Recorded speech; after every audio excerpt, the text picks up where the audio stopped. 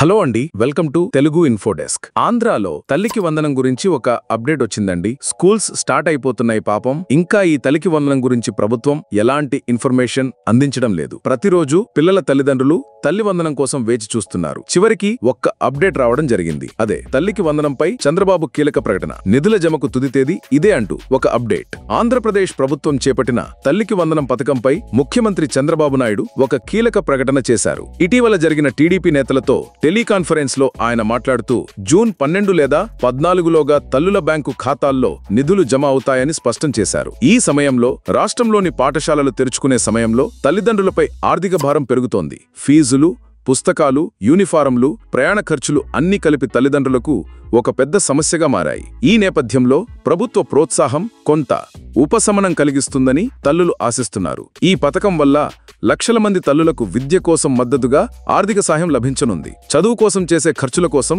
తల్లుల ఖాతాల్లో నగదు జమ చేస్తామని ప్రభుత్వం స్పష్టంగా పేర్కొంది. కేవలం తల్లికి వందనం మాత్రమే కాకుండా అన్నదాత సుఖీభవ పథకంను కూడా ఈ నెలలోనే అమలు చేస్తామని చంద్రబాబు తెలిపారు.